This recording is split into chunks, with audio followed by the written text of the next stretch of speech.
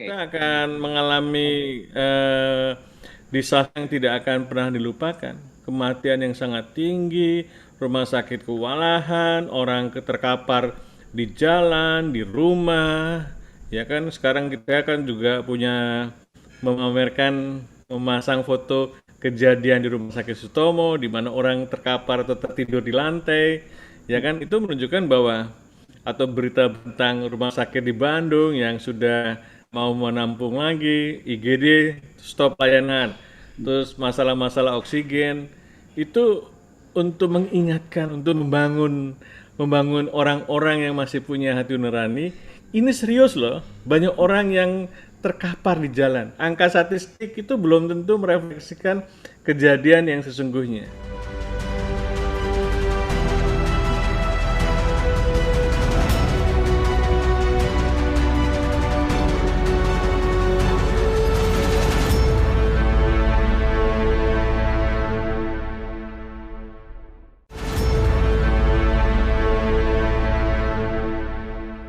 Assalamualaikum warahmatullahi wabarakatuh. Kembali berjumpa dengan saya Aris Arif dari Forum News Network nih.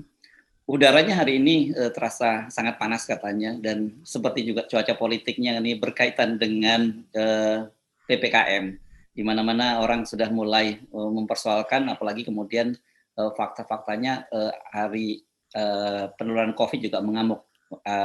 Pada hari Senin itu mencatat rekor ya untuk seluruh Indonesia. Ini rekornya rekor yang tercatat nih, yang nggak tercatat saya kira lebih besar, 29.000, sementara yang wafat, yang meninggal dunia itu mencapai di atas 500. Jadi ini rekor baru, rekor penularan maupun rekor yang wafat. Saya akan mengajak Anda untuk ngobrol dengan epidemiolog atau ahli wabah, juru wabah dari Universitas Indonesia, Dr. Pandu Riono. Dr. Pandu, mudah-mudahan tetap sehat, tetap semangat ya. Sama-sama tetap sehat dan semangat.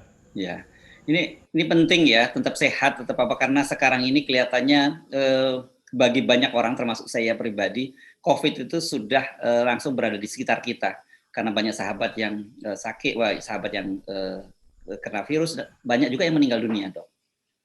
Betul. Ya, nah oke. Betul sekali, Pak. Iya. Nah ini agak kaget juga saya kalau melihat angka ledakan seperti ini. Kemudian kemarin Pak Luhut itu menyatakan bahwa beliau tidak menduga kalau akan ada ledakan COVID. Dan kemudian Anda jelaskan bahwa sebenarnya soal ini sudah ada pernah bicarakan dengan Pak Gubernur DKI Anies Baswedan dan juga Menteri Kesehatan ya. Itu betul ya, seperti itu ya, Dok? Ya, karena kan saya teratur bertemu dengan Pak Budi, Mhm. ya Pak Budi Gunadi Sadikin, Mhm. juga eh, suka Pak Anies suka tanya gimana, gitu gimana, apa yang saya harus lakukan Mhm. dan sebagainya. Saya kan cuman memberikan syarat ahli lah Ya, ya. supaya para pengambil keputusan itu bisa kebijakan yang akurat.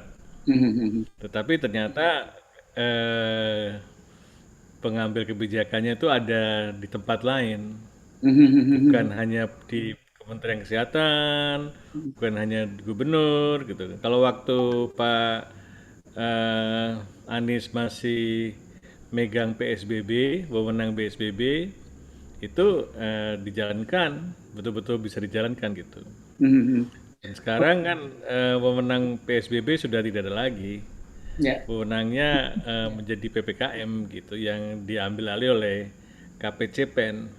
Tapi Iya. namanya KPCPEN. Mhm. Tapi Ya. pennya lupa, tapi ininya PC-nya lupa. Yang diingat cuman pennya aja. Ya, pemulihan ekonomi nasionalnya ya, penanggulangan pandeminya Iya. nggak boleh bilang nggak jalan gitu ya. Lupa dia ada KPC gitu. Adanya pen aja dia. Ingatnya cuman pen aja. Ya, ya, ya. Pen tanda tangan pen gitu.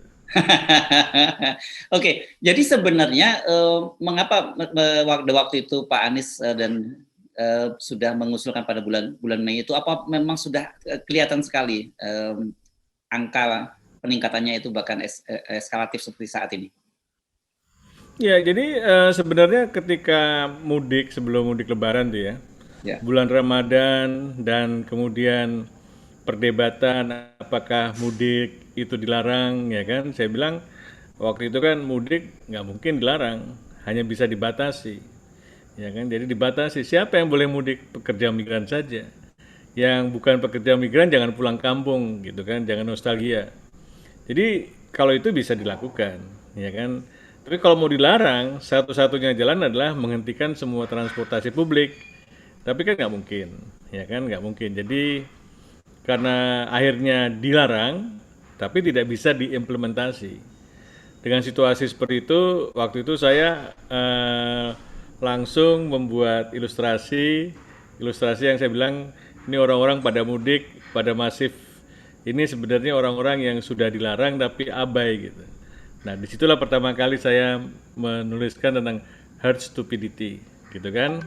Eh, karena untuk memberikan kesan penduduk ini abai banget gitu, nggak ngerti, nggak paham tentang masalah mudik itu bisa meningkatkan penularan, dan juga pemerintah juga tidak benar-benar tegas untuk melarangnya, gitu. Sehingga kalau begini caranya, maka akan terjadi lonjakan yang cukup dahsyat. Karena sebagian tuh 2 kali mudik tuh, mudik sebelum tanggal dilarang sama mudik yang setelah dilarang. Jadi ada 2 kali 2 gelombang. Persis seperti bulan Desember liburan Natal dan liburan tahun baru, ya kan? Kemudian bulan Januari terjadi akumulasi yang luar biasa tingginya, Maret gitu kan mulai turun, Januari Februari itu ya puncak pertama. Ya, jadi gelombang pertamanya di situ. Dia menurun, ya saya bilang mudik gak dilarang, dan terjadilah mulai peningkatan. Peningkatannya itu baru tipsnya, ujungnya kok tegak ke atas. Gitu, saya lihat gambarnya ini tegak ke atas. Indikasi bahwa ini akan mencuat seperti di atas. Saya bilang kenapa tegak ke atas? Mungkin karena ini adanya varian baru. Kemudian terjadilah ledakan di Kudus, ledakan di ini, polanya juga gitu, cepat sekali. Ini udah pasti Delta ini. Delta kombinasi dengan perilaku penduduk yang abai dan kebijakan pemerintah yang tidak akan meningkatkan gelombang loncatan yang sangat dahsyat. Itu prediksinya. Nah, itu kita mendiskusikan dengan Pak Gunadi, dan saya bilang juga sama Pak Anies. Pak Anies nih sebentar lagi Jakarta harus siap-siap nih. Kalau nggak ditekan sekarang, nanti akan kewalahan Jakarta. Dan bukan hanya Jakarta, tapi juga seluruh Pulau Jawa. Jadi kalau mau diusulkan pengetatan, jangan hanya minta pengetatan Jakarta saja atau Jabodetabek saja, ketatkanlah seluruh Jawa gitu. Jadi karena polanya seperti itu, hanya bisa diatasi dengan pengetatan dengan yang lebih luas gitu kan. Ya. Dan Pak Budi juga setuju gitu. Waktu itu kalau sering rapat, Pak Budi ingatkan untuk diketatkan kembali gitu. Ya belum bisa diterima, sabar kita coba ya meeting yang akan datang gitu. Jawabannya gitu, kita coba pada meeting yang akan datang. Jangan putus asa. Saya bukan putus asa sebenarnya. Ya. Saya sangat cemas itu akan terjadi. Kalau itu terjadi, itu mirip pola India. Kalau itu mau India, rumah sakit akan kewalahan, banyak yang tidak bisa ditampung, banyak yang meninggal, krisis oksigen. Yang saya bayangkan tuh India di Jakarta dan Pulau Jawa. Yang waktu itu suasananya sedemikian mencekam. Saya kan mengumpulkan bahan-bahan ketika lonjakan yang terjadi di India. Apa saja sih yang terjadi? Bagaimana mereka mengatasinya? Ya kan saya juga bilang, ini India berhasil dengan cara yang seperti ini. Saya bilang ke Pak Budi, ini Pak Budi harus diterapkan seperti di India kalau kita ingin cepat mengatasinya gitu. Ya. Oke. Itulah sebabnya saya mengusulkan seperti itu gitu. Tapi kan apakah diterima atau tidak kan itu lain. Apa yang dibicarakan di dalam ratas kabinet ya kan, atau ratas dengan rapat dengan KPCPEN, saya nggak tahu ya kan. Tapi yang paling saya tahu ternyata belum ada tanda-tanda mau dilakukan pengetatan. Ya. Jadi artinya permintaan untuk pengetatan itu datangnya bukan hanya dari Pak Anies, tapi juga dari Menteri Kesehatan ya, Pak Pandu ya. Nah, kalau ya andai saja pada waktu itu, sebelum kita melihat situasi sekarang, andai saja pada waktu itu pemerintah bisa menerima usulan dari Pak Anies dan Dan Pak Budi, menurut Anda mungkin tidak akan terjadi seperti saat ini? Saya bilang akan terjadi lonjakan tetap, Mhm. tapi lonjakannya tidak sedasar ini. Hmm. Artinya kita upayanya itu seperti flattening the curve. Mhm. Lonjakan tinggi sekali. Nah, Mhm. ini tertunda agak lebih landai, tapi lebih lama. Nanti puncaknya di bulan Agustus misalnya, tapi landai. Mhm. Terus sehingga pelayanan kesehatannya tidak mengalami guncangan. Mhm. Yang sekarang kan mengalami guncangan seperti kecepatannya 2 kali lipat, jumlahnya lebih banyak Mhm. daripada lebih dahsyat. Sehingga rumah sakit yang sudah disiapkan langsung kewalahan, nggak Mhm. bisa nampung gitu kan. Jadi ini yang tidak harus terjadi. Ya, ya. Setahun yang lalu, ketika kita pertama kali membuat modeling, yang kita pikirkan gitu, bagaimana supaya flattening the curve. Kita Mhm. siapkan berapa kebutuhan ventilator, berapa rumah sakit yang harus punya ICU, dan sebagainya untuk bisa mengantisipasi lonjakan pada waktu itu. Mhm. Tetapi waktu itu lonjakannya tidak terlalu, ya kan? Ya, Jadi kita over estimasi. over ini planning gitu, seakan-akan yang kita khawatirkan Mhm. ternyata tidak terjadi, itu kan Mhm. opininya epidemiolog salah gitu kan. Mhm. Ternyata memang betul bahwa tidak semua orang yang terinfeksi masuk rumah sakit kan. Ya, ya, ya. Jadi yang masuk rumah sakit cuma sebagian kecil. Jadi kalau sekarang semuanya penuh rumah sakit, sebenarnya yang terjadi itu jauh lebih dahsyat Mhm. Mhm. Mhm. di populasi. Ini yang Ya. menurut saya, dan penularan harus berlangsung. Jadi tidak ada pilihan lain, walaupun terlambat, lakukanlah. Karena kita harus jangan sampai puncaknya terlalu tinggi. Mhm. Mhm. Mhm. Oke. Kita akan mengalami disaster yang tidak akan pernah dilupakan. Kematian yang sangat tinggi, rumah sakit kewalahan, orang terkapar di jalan, di rumah. Ya kan sekarang kita kan juga punya memasang foto kejadian di rumah sakit Sutomo di mana orang terkapar atau tertidur di lantai. Ya kan itu menunjukkan bahwa, atau berita tentang rumah sakit di Bandung yang sudah mau menampung lagi, IGD stop layanan, terus masalah-masalah oksigen, itu untuk mengingatkan, untuk membangun orang-orang yang masih punya hati nurani.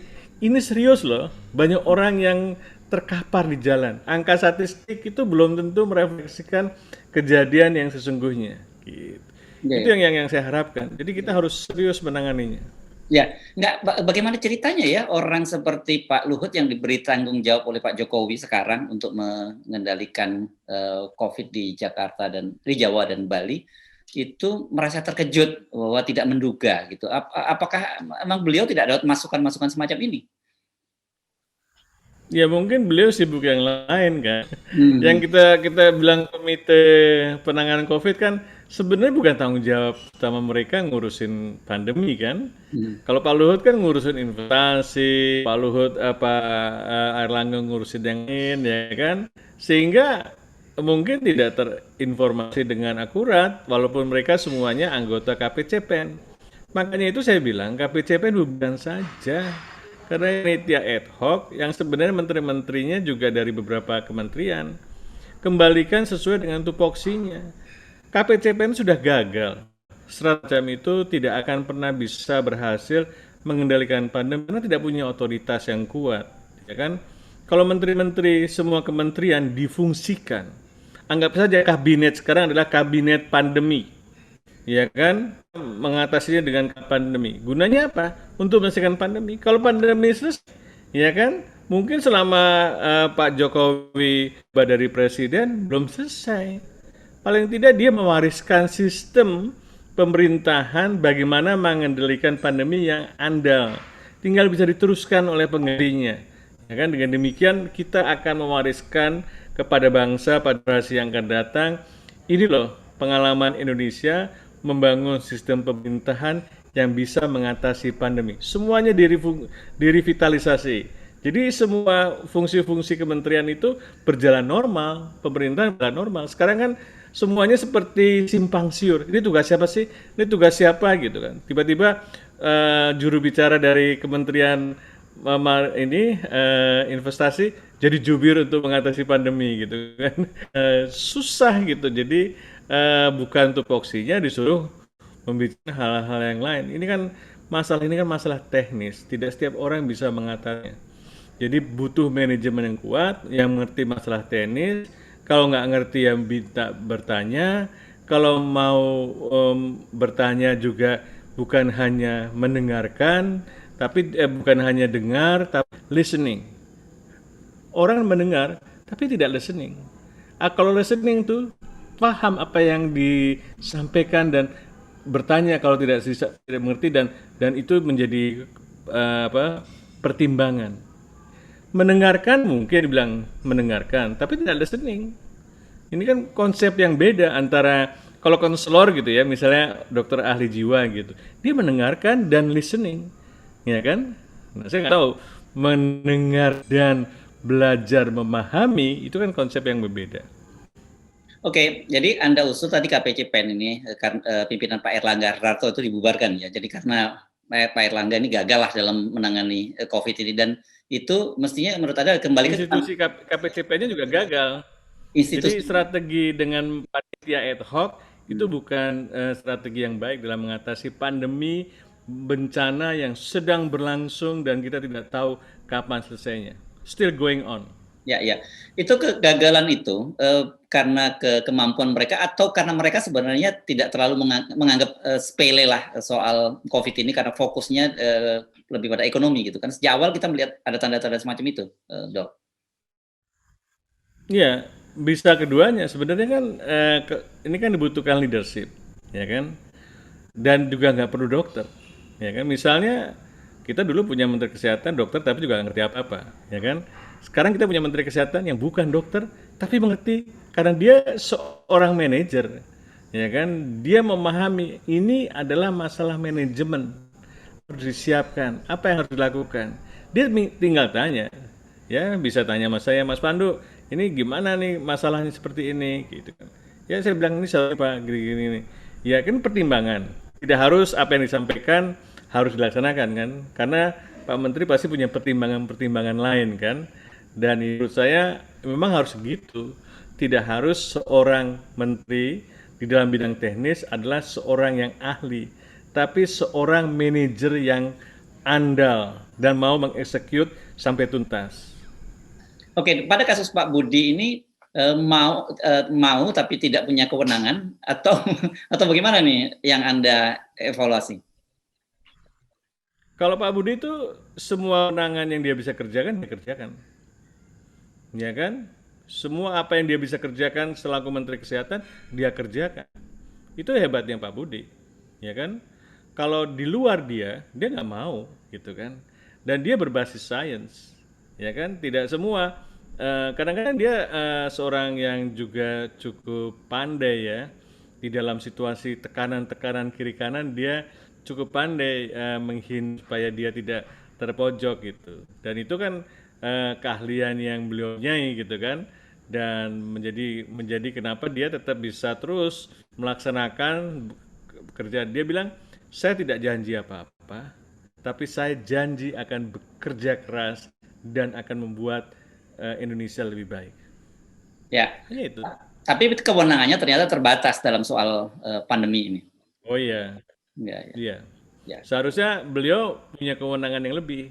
Tapi kewenangan itu ternyata tidak pada beliau. Jadi kewenangannya itu pada Satgas, Ya. pada KPCPEN. Nah itu yang menurut saya juga membuat beliau agak seperti banyak sebenarnya bisa kalau di kewenangannya dikembalikan ke Menteri Kesehatan mungkin akan lebih baik dibandingkan kewenangan ditangani oleh sifatnya kepanitiaan ad hoc. Ya, sama juga dengan Pak Anies Baswedan ya, meskipun beliau punya daerah, tapi kewenangannya juga dibelenggu, selalu harus meminta persetujuan pemerintah pusat kan? Oh iya, saya ingat sekali ketika saya menyarankan Pak Anies ini harus PSBB diketatkan lagi, ya kan? Terus dia tanya, apa yang terjadi kalau tidak diketatkan? Wah seperti ini Pak, ini rumah sakit ini harus segera kalau bisa minggu ini, gitu kan? Dan beliau kemudian melapor tetap sebagai seorang yang baik ya, melapor pada atasannya. Ternyata waktu itu bilang nggak ada perhatian gitu, ya kan? Begitu diterapkan baru diumumkan Senin akan dilakukan pengetatan lagi. Wah, protes semua, harga saham jatuh. Dia dihajar habis-habisan kan oleh banyak teman-teman di kementerian gitu kan. Dan dia tegar menghadapinya. Dan memang itu cuma efek psikologis ya kan. Dan menurut saya apa yang dilakukan ternyata berdampak baik, bahwa penurunan kasus kemudian bisa dilonggarkan lagi.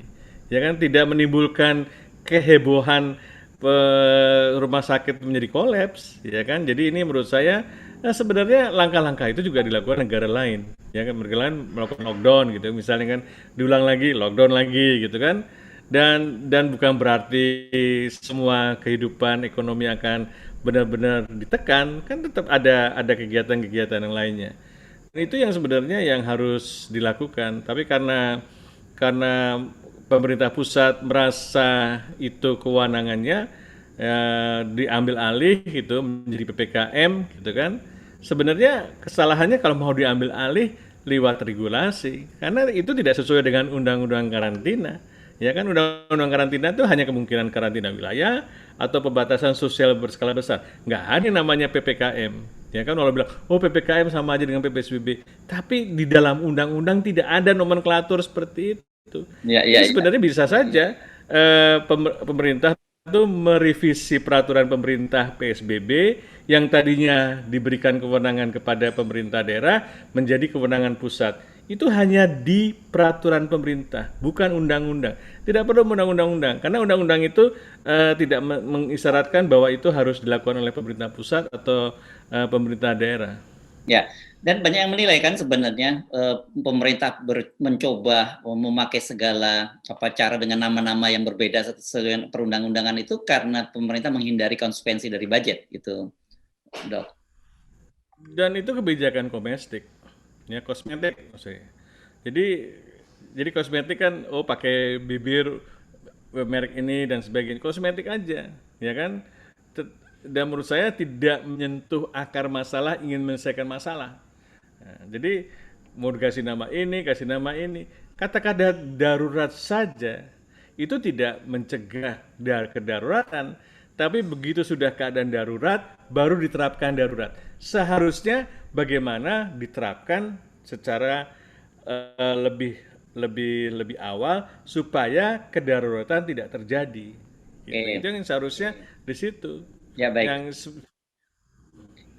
Dok, ini dalam situasi semacam ini banyak orang yang menyebut ancaman kolaps itu sudah di depan mata. Apakah dari sisi kesehatan situasinya itu sudah sedemikian seriusnya?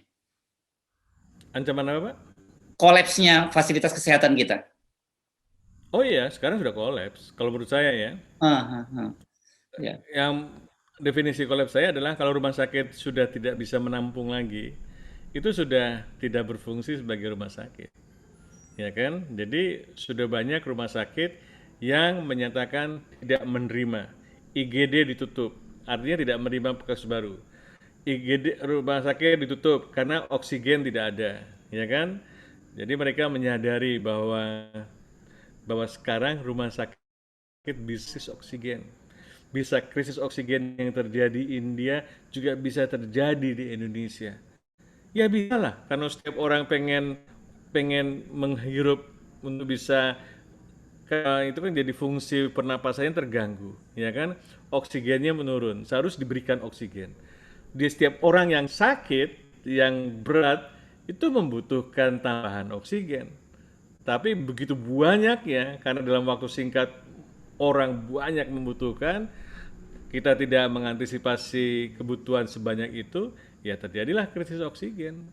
oke. Yang menurut saya sekarang mungkin para spekulan ada yang menimbun oksigen, ada yang menimbun obat, ada yang lainnya. Jadi di mana ketika keadaan sudah mulai chaos seperti ini, kita melihat bahwa banyak kelemahan-kelemahan dalam regulasi yang harusnya bisa diterapkan dimanfaatkan oleh orang-orang yang juga mau memanfaatkan situasi pandemi seperti ini.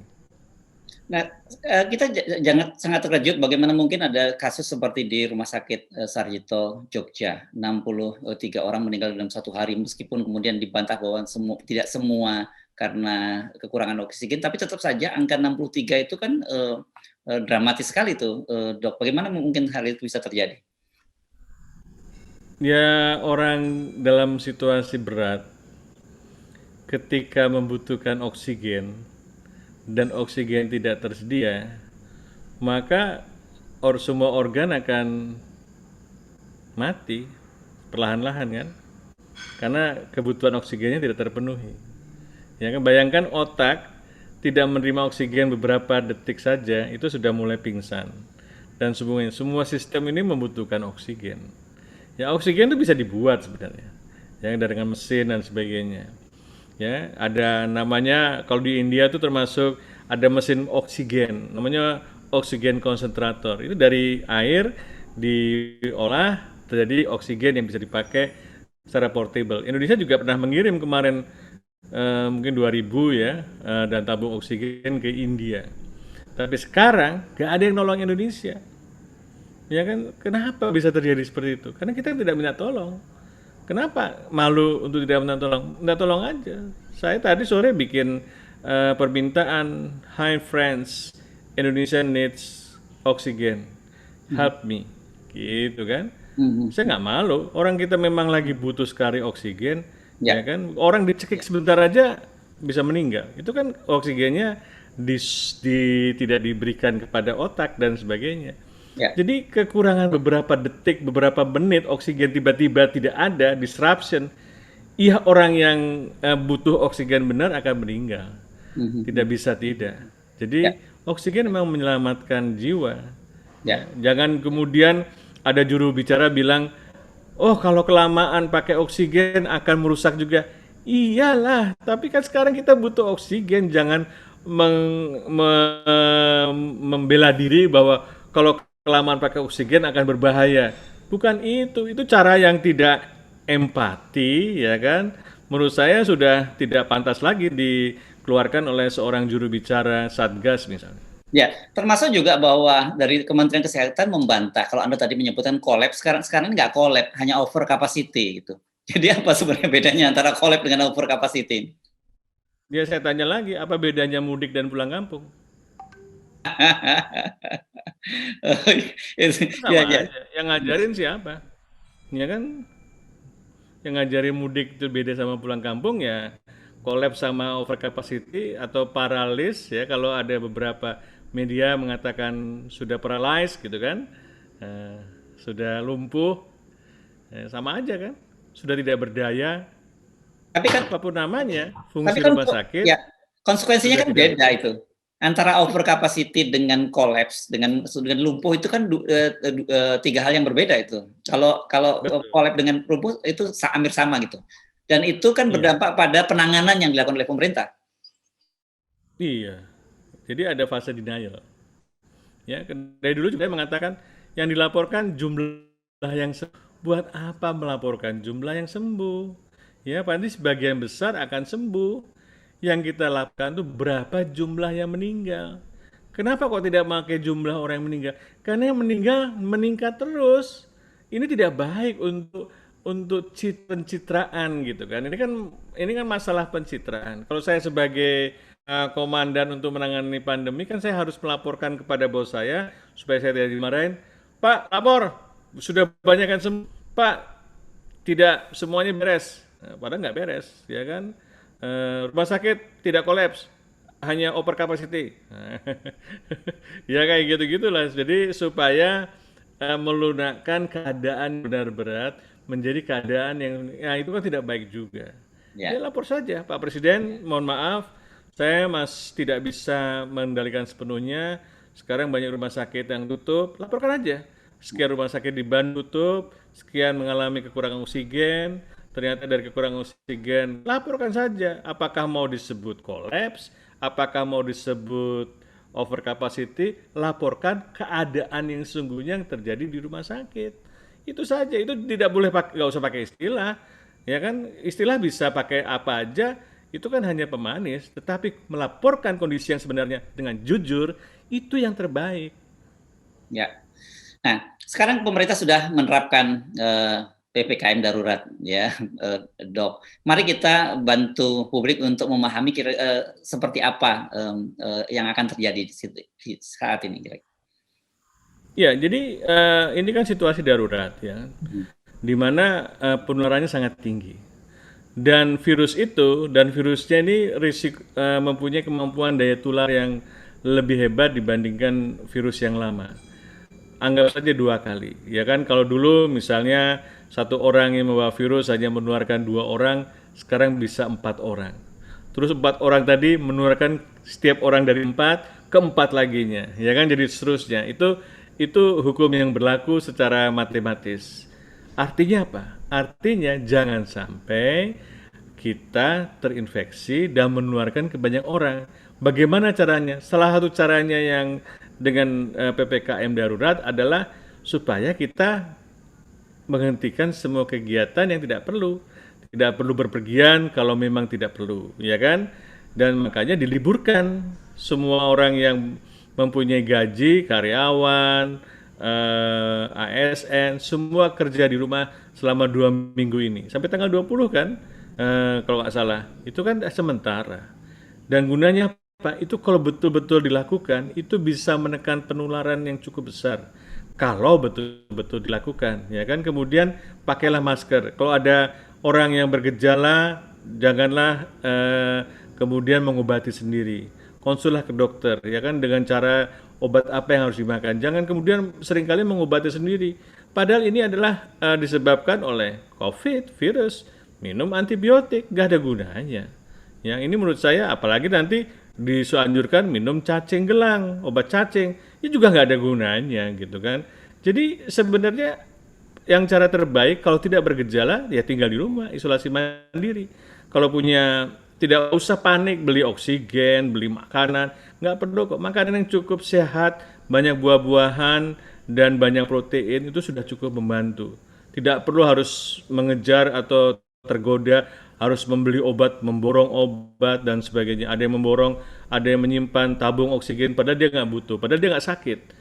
Orang yang butuh dan sakit jadi nggak bisa dapat, ya kan? Nah ini yang menurut saya tidak bagus lah cara-cara itu. Kita harus menolong, membantu mereka yang memang membutuhkan. Karena dengan situasi seperti ini malah akan menambah rumit, dan banyak orang yang memang membutuhkan tidak bisa mendapatkan apa yang mereka butuhkan. Hanya gara-gara sebagian orang yang mempunyai power, punya kekuasaan, punya duit, kemudian memanfaatkan situasi pandemi yang memang sangat sangat genting. Saya genting sekali kok. Ya. Ya, jadi dalam waktu seminggu 2 minggu mendatang ini akan terus terjadi peningkatan, tapi mudah-mudahan setelah itu akan terjadi melandai gitu kan, tertahan penularannya, dan kita kemudian bisa terus bertahan selama beberapa lama lagi supaya betul-betul penularan virus kan umurnya cuma pendek, ya paling lama 2 minggu, ya setelah itu hilang. Tapi dia akan bisa bertambah terus kalau berhasil mendapatkan korban yang baru. Nah, korban yang baru itu siapa? Orang yang rawan, orang yang tadi tidak pakai masker kalau bepergian dan sebagainya, dan juga yang mungkin yang tidak divaksinasi. Walaupun yang divaksinasi juga banyak yang mengalami ya, tapi yang tidak divaksinasi akan jauh lebih besar risikonya dibandingkan yang sudah divaksinasi. Oke, kalau dengan pola kita yang seperti sekarang ini, prediksinya sampai berapa lama ini COVID akan bertahan? Apakah sampai akhir jabatan Pak Jokowi masih akan COVID kita masih akan terus ada COVID ini? Ya, akan lama. Saya nggak Lama tahu. ya? Berapa tahun? Pak Melampaui Jokowi masa jabatan ya? Melampaui masa jabatan kalau sampai 2024 itu masih ya bisa. Pak Jokowi berakhir kapan sih? 2024. Yakin? Katanya mau diperpanjang lagi nggak? Ya, oke. Kita bicara yang normal saja gitu. Ya, kalau normal. Nggak, ini saya humor aja, Iya. Kalau dalam Saya humor, kondisi ya normal kan? sampai akhir masa jabatan ini tidak akan bisa selesai ya COVID ini. Ya gini. Jadi ini kan pandemi, pertama kita tidak mungkin menghilangkan virus ini, ya kan? Jadi virus ini akan bersama dengan kita lah. Yang paling penting adalah kita bisa menekan penularan. Ya dengan cara-cara seperti apa? Tadi yang cara-cara seperti itu. Ya kita tekan dulu serendah-rendahnya, ya kan? Dengan cara gimana? Ya kita harus disiplin dulu. Ya, 5M dan vaksinasi dan pemerintah melakukan testing, lacak, isolasi supaya jangan rantai penularannya melebar. Ya, dengan demikian maka kita bisa mengendalikan. Dibantu dengan vaksin, ya kan? Jadi vaksin itu akan membantu supaya kalau ada orang yang terinfeksi tidak perlu menderita COVID berat atau sampai meninggal. Bayangkan, ya kan, situasi kalau masih ada penularan, tapi tidak ada atau sedikit sekali yang masuk rumah sakit atau tidak ada yang meninggal. Kan terasa tidak ada pandemi kan? Ya Hmm, kan? ya, ya, Padahal ya. ada pandemi gitu Ya. kan. Nah, ini Makanya yang itu yang dikejar. saya ingin tanyakan, kenapa ada orang yang sudah divaksin sampai 2 kali, bahkan sudah terinfeksi dia sembuh, kemudian kena lagi? Ini kan banyak jadi pertanyaan orang, katanya ada herd Iya. immunity itu. Apa maksudnya itu, Dok? Iya, jadi kekebalan yang dibangkitkan oleh vaksin itu adalah kekebalan individual kan? Ya kan? Jadi kekebalannya terhadap apa? Terhadap risiko untuk kena COVID berat.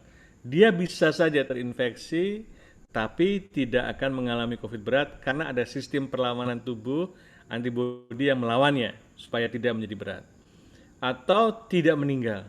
Ya kan? Tapi kan perlindungan ini tidak 100%, tidak garansi 100%. Ya, akan ada sebagian orang yang akan kena COVID berat. Ada sebagian orang yang sudah terinfeksi akan meninggal. Tetapi jauh lebih banyak orang yang tidak divaksinasi akan menjadi COVID berat dan meninggal. Jadi kalau kita bandingkan, vaksinasi bisa mengurangi risiko Ya, ya, untuk ya, ya. mengalami serious events, ya kan? Nah, serious event itu yang kita kejar. Ya. Kan ada Tentu yang salah ini, ada dua. tergantung vaksinnya. Ya, akan ada dua pemikiran ini. Satu merasa bahwa kalau sudah divaksin dia akan kebal, tapi ada yang juga bertanya, saya sudah divaksin kok masih terkena. Ini berarti vaksinnya ini abal gitu, bukan kebal. Yang satunya abal tapi jadinya abal gitu. Iya, memang vaksinnya memang tidak akan mencegah penularan, ya kan? Tapi waktu oh, saya terdiagnosis nih ada COVID, masuk rumah sakit nggak? Enggak. Nah itu berkat vaksin, ya kan? Nah, saya terinfeksi gitu kan. Gimana? Udah sembuh? Udah. Waktu itu katanya nggak mungkin terinfeksi. Udah sembuh? Udah. Nggak mati dong. Iya nggak, ya itu karena berkat vaksinasi. Jadi tidak masuk rumah sakit, ya mati itu karena vaksin. Jadi kemampuan vaksin hanya di situ. Nah, kalau cukup banyak orang, tadinya individu disuntik, diberikan kekebalan, ya kan? Maka kalau semuanya mendapatkan, katanya sih sebagian besar ya 70%. Tapi kalau saya menganggap harus semuanya karena kita berhadapan dengan jenis virus yang sangat luar biasa, ya kan? Pertama dia selalu bermutasi. Ini virus yang tantangannya besar sekali. Jadi menurut saya tidak mungkin terjadi herd immunity karena akan terjadi penurunan kemampuan vaksin, ya kemampuan imunitas kita karena virusnya bermutasi, karena kita tidak tahu berapa lama antibodi itu bertahan secara utuh, secara kadar yang cukup untuk menghadapi virus tadi, ya. Ketiga, vaksin kita memang belum bisa mencegah penularan, ya kan? Nah, ini menurut saya jadi konsep herd immunity tidak berlaku bagi COVID-19. Saya bilang kalau begitu kan COVID-19 herd immunity mitos gitu. Tapi kan orang senang mengatakan itu untuk membangkitkan semangat gitu loh. Ada sesuatu yang ingin dicapai gitu kan. Tetapi itu impian itu menindakbobokkan kita. Ya, Ya, mungkin ya, dicapai. Ya ya, kan? ya. Artinya apa? Artinya nanti kebijakan vaksinasinya mungkin harus berubah. Ya, mungkin kita butuh vaksin yang lain, saya suntikan ketiga, ya kan? Bukan vaksin yang sama. Ya, makanya sekarang kita lagi usulkan kepada pemerintah supaya nakes diberikan suntikan ketiga. Dengan vaksin apa? Dengan Moderna atau Pfizer, jangan vaksin yang sama. Karena vaksin yang sama efekasinya tidak yang kita inginkan. Kita ingin yang paling tinggi, yang paling mungkin. Karena ini berhadapan dengan orang yang sangat berisiko dan bisa meninggal. Sebagian tetap ada yang meninggal walaupun sudah divaksinasi. Dan menurut saya nanti kemudian kita beralih kepada penduduk yang sangat berisiko dan seterusnya. Dan mungkin kita hanya harus kombinasi. Jadi kombinasi yang pertama mungkin pakai AstraZeneca, kedua pakai Moderna atau Pfizer. Karena beberapa negara itu ternyata daya performance imunitasnya jauh lebih baik dibandingkan dengan vaksin yang sama. Jadi vaksin kombinasi dengan mixing methods, different vaksin, different technology vaksin, bukan merek yang sama ya. Kalau Sinopharm sama Sinovac sama aja, itu dari virus yang dilemahkan. Tetapi kalau teknologinya virus yang diinaktivasi digabung dengan AstraZeneca atau dengan Pfizer, itu akan kemampuannya jauh lebih baik. Ini diperlukan kenapa? Karena kita berhadapan dengan varian. Virus akan selalu. Varian ini tidak stop di Delta. Nanti ada Delta Plus, ada Delta Alpha, nggak tahu kombinasinya seperti apa. Karena sekali lagi kita berhadapan dengan virus yang selalu akan bermutasi. Ini yang membuat tantangan pandemi jadi tidak mudah. Makanya itu saya pernah bilang ini akan lama. Akan lama. Kenapa? Kita menghadapi virus yang demikian sulit diatasi. Kalau virusnya nggak bermutasi, virusnya sama gitu ya, atau mutasinya puluhan tahun kemudian baru terjadi mutasi, itu dengan vaksin yang satu jenis saja bisa kita berikan, akan memberikan kekebalan komunitas sehingga kita bisa mengakhiri pandemi. Ternyata tidak semudah itu kan. Ya, Dan itu juga membuat kita harus lebih kerja keras, harus menggunakan semua metode, baik vaksinasi, baik dengan protokol kesehatan, baik dengan cara testing, lacak dan isolasi. Dan itu yang nanti akan membuat kenapa tidak singkat kita bisa mengendalikan pandemi secara utuh ya kan, tapi kita bisa menekan pandemi, kita kendalikan. ya. Jadi kesimpulannya ini dengan COVID ini hidup kita tidak akan sama lagi ya setelah ini ya. Kita perlu adaptasi baru. Ya, Gitu. sementara. Yes, baik. Terima kasih Dokter Pandu atas perbincangannya. Ya, terima kasih. Terima kasih Mas.